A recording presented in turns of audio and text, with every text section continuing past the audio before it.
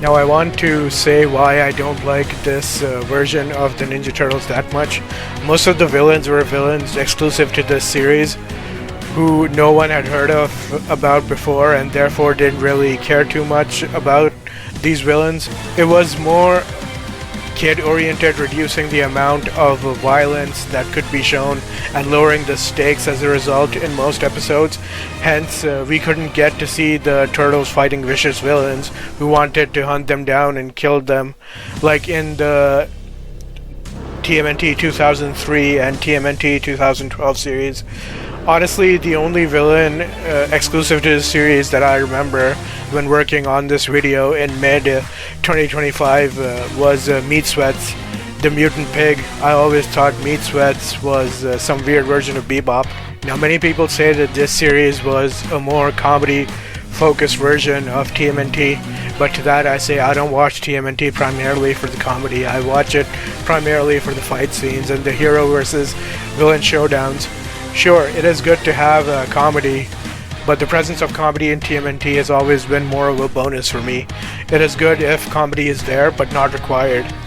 Also, the Turtles use more mysticism and natural abilities to fight the bad guys rather than technology in this universe, which really they don't explain how the Turtles got these abilities, like how it's not explained how Michelangelo is able to open a time window using just his mystic abilities in the Rise of the TMNT animated movie. Now I'm gonna say what I liked about this version of the Turtles. They used the old returning characters the way they were supposed to be used, which is what the Mutant Mayhem universe has not done so far. The last episode featured Shredder, and the animated movie that takes place after the second and final season of the TV show featured the Krang species.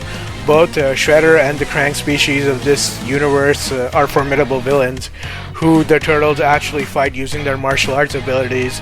So both the last episode of the TV show and the animated movie were actually good.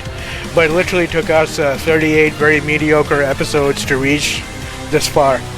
In fact, this TV show actually used the Demon Shredder better than the 2003 series used the Demon Shredder, because in this series the Turtles actually fight the Demon Shredder in the last episode straight up without a million things going on all at once, and without the Turtles and Shredder morphing into dragons to fight each other, which is how they fought the Demon Shredder in the 5th season of the TMNT 2003 TV show.